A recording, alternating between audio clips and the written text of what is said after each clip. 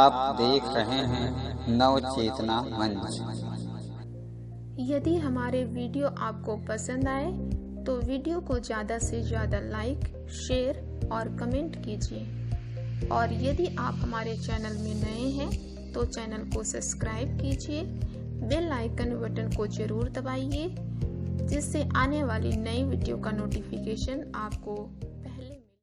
मैं हूं आपका दोस्त सत्येंद्र। आप सभी दर्शकों का बहुत बहुत स्वागत है। कोरोना महामारी पूरे विश्व में अपना पैर पसार लिया है उसने, और वर्तमान समय में यह बीमारी भारत में अपनी चरम पर सीमा पर है। और इससे एक विशेष वर्ग जो है वो सर्वाधिक प्रभावित है, युवा विद्यार्थी वर्ग।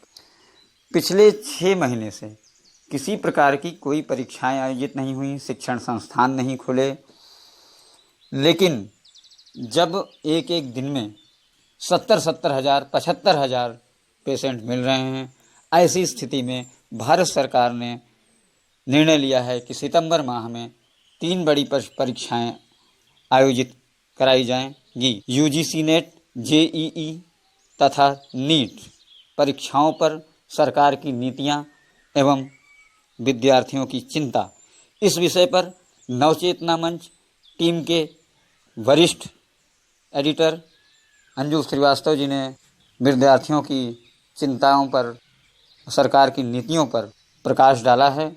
तो अंजुल जी, आइए, आपका बहुत बहुत स्वागत है। नमस्कार साथियों, नवचेतना मंच परिवार की ओर से आप समस्त आदरणीय जनों, विद्यार्थियों, गुरुजनों और समाज के तमाम महान व्यक्तित्वों, गणमान्य जनों का स्वागत एवं अभिनंदन करता हूं। आज एक विशेष परिस्थिति में मैं आपके सामने उपस्थित हुआ हूं। जैसा कि आप सब जानते हैं कि भारत सरकार ने 3 राष्ट्रीय स्तर के परीक्षाओं को आयोजित कराने की घोषणा बहुत पहले की है और अब उनकी तिथियां भी घोषित कर दी गई हैं। और इन 3 एग्ज़ामों में सबसे पहला एग्ज़ाम है नीट का, जो मेडिकल के जो स्टूडेंट्स हैं वो देते हैं, एमबीबीएस या इस तरह के जो एग्ज़ाम्स होते हैं। दूसरा जेईई का है, जो इंजीनियरिंग बैकग्राउंड के एग्ज़ाम्स जो लड़के देना चाहते हैं वो हैं। और तीसरा हायर एजुकेशंस में यूजीसी नेट के एग्ज़ाम्स होते हैं। आप सब जानते हैं कि मास्टर्स करने वाले विद्यार्थी, यानी एमए परास्नातक आप जिन्हें कह सकते हैं, वो विद्यार्थी इन एग्ज़ाम्स को देते हैं। अगर आप एमए कर चुके हैं या एमए, एमएससी या मास्टर्स डिग्री किसी सब्जेक्ट्स में ले चुके हैं और आप हायर एजुकेशन में अपना करियर बनाना चाहते हैं, तो वो परीक्षा आपको यूजीसी नेट की देनी होती है।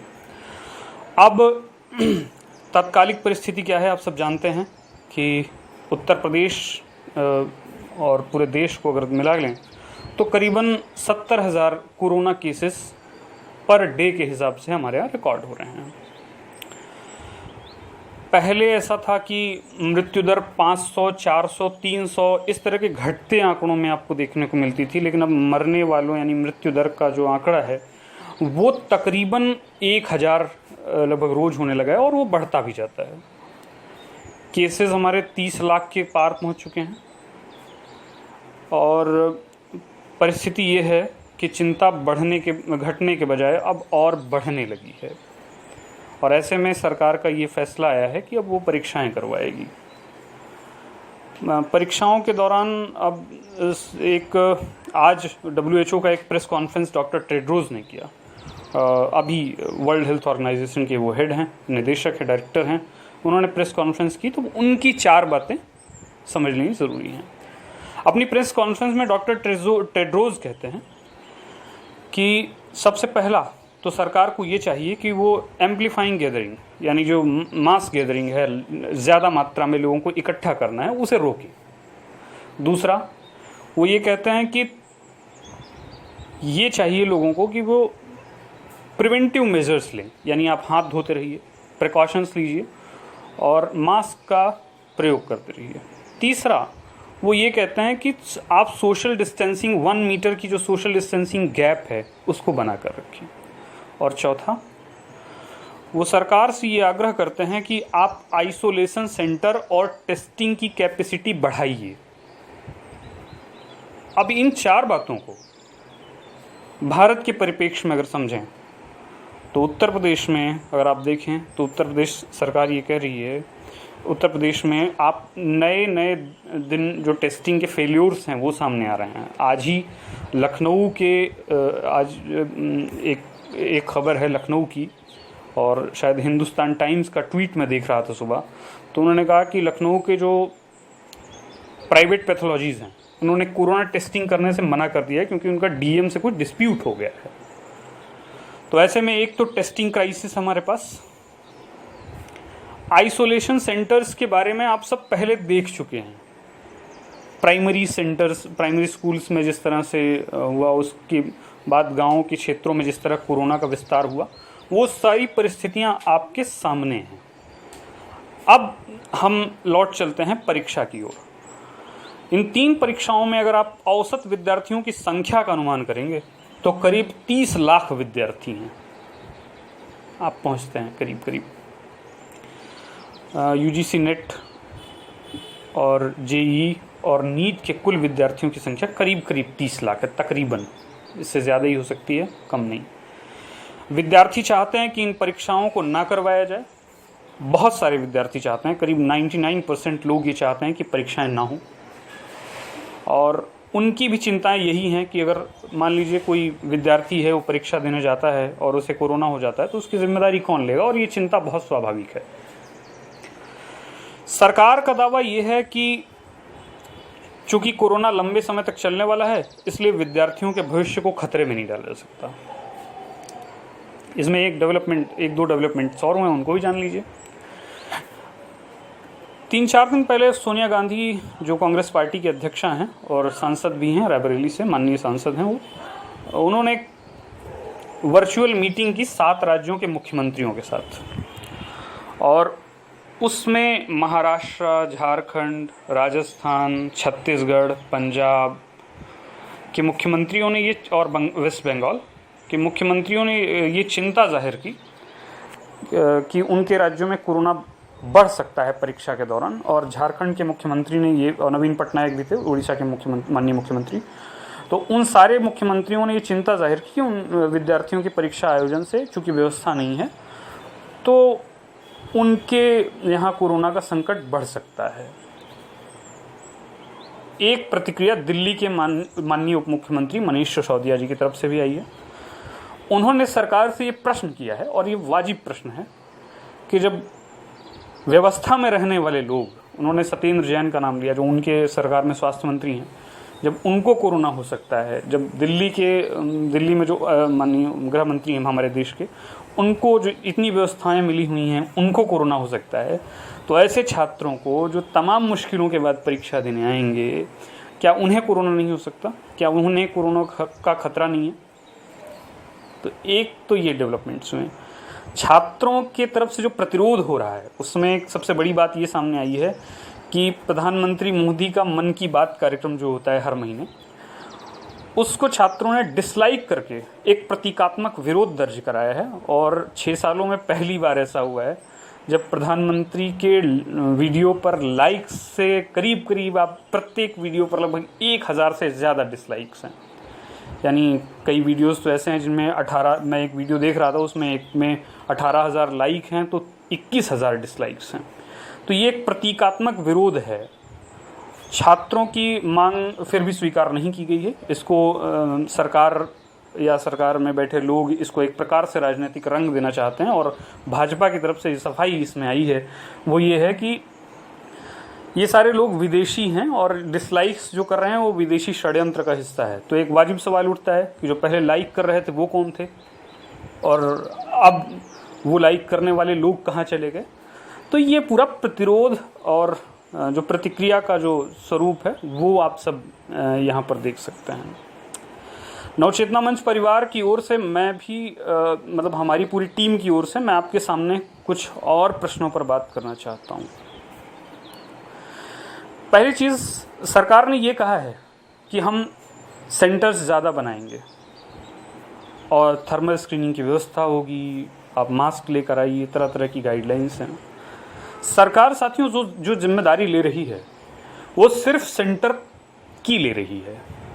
मसलन अगर आप इलाहाबाद में हैं और आपका सेंटर कटरा से आप को बमरौली जाना है तो बमरौली के सेंटर पर पहुंच जाएंगे आप, उसके बाद की जिम्मेदारी सरकार ले रही है, लेकिन आप बमरौली के सेंटर पर कैसे पहुंचेंगे ये जिम्मेदारी आपकी होगी। एक चीज़। दूसरा मुद्दा ये है कि उत्तर प्रदेश में प्रत्येक दिन शाम 7 बजे से सुबह 9 बजे का लॉकडाउन होता है। सवाल ये उठता है कि किसी विद्यार्थी की परीक्षा यदि पहली पाली में है, यानी 9 से 11 के मध्य है, 9:30 से 11:30 के मध्य है, तो वो विद्यार्थी जिसका सेंटर 5 से 10 किलोमीटर दूर भी है और उसके पास परिवहन की व्यवस्था नहीं है, तो वो अपने घर से सेंटर तक कैसे पहुंचेगा और सरकार इसके लिए क्या करेगी। सरकार की एक दलील आई है, एक और दलील आई है MHRD मिनिस्ट्री की तरफ से, पोखरियाल जी की तरफ से। वो ये कह रहे हैं कि विद्यार्थी परीक्षा देना चाहते हैं क्योंकि 80% लोगों ने एडमिट कार्ड्स डाउनलोड कर लिए हैं। अब सवाल ये उठता है कि जब सरकार परीक्षा करवाने पर आ ही गई है तो विद्यार्थी क्या करे, उसके पास कोई विकल्प नहीं बचता। एक तीसरी चिंता जो बहुत वाजिब है, मैं यहाँ इलाहाबाद में हूँ और नवचेतना मंच की टीम का हिस्सा मैं इलाहाबाद से हूँ और ऐसे ही कई साथी और भी हैं। इलाहाबाद में कई छात्र, आप जानते हैं कि इलाहाबाद एक तरह से यूपी का एजुकेशन हब है, इसमें कोई संदेह नहीं। कई छात्र कोरोना की वजह से अपने घर पे हैं। मसलन मेरे एक मित्र हैं, वो आजमगढ़ के हैं, उन्होंने UGC नेट का जब फॉर्म भरा तो उन्होंने अपना सेंटर इलाहाबाद ले लिया, अब वे घर पे हैं। अब सवाल ये उठता है कि आजमगढ़ से इलाहाबाद वो विद्यार्थी कैसे आएगा। कई विद्यार्थी ऐसे हैं जो गाजीपुर के हैं, वो यहाँ रहते हैं, इलाहाबाद में रहते हैं, उनका सेंटर वो इलाहाबाद से, अब इलाहाबाद उनका पहुँचना मुश्किल हो गया है। आप एक समस्या और है कि मान लीजिए किसी प्रकार से एक विद्यार्थी अपने घर से इलाहाबाद या अपने सेंटर पर पहुंच भी गया, फ़र्ज़ कीजिए कि पहुंच गया। एक उदाहरण लीजिए कि अगर मान लीजिए कौशाम्बी में मैं रहता हूं, मैं कौशाम्बी से इलाहाबाद आ गया और मुझे कोरोना हो गया घर जाने के बाद, तो मेरी जो रिपोर्ट है उसको आने में करीब 3 से 4 दिन का समय लगता है, क्योंकि कौशाम्बी में अपना कोई टेस्टिंग लैब नहीं है, वो इलाहाबाद के भरोसे है। इस दौरान अगर मेरे संपर्क में आए किसी व्यक्ति को कोरोना होता है तो क्या होगा। एक चीज़ ये तो हो गई टेस्टिंग और कोरोना संबंधित चिंताएं। साथियों, इसके अलावा कुछ आर्थिक चिंताएं भी हैं। मसलन एक रिक्शा चालक हैं और उनका नाम है आदरणीय रामकिशन जी।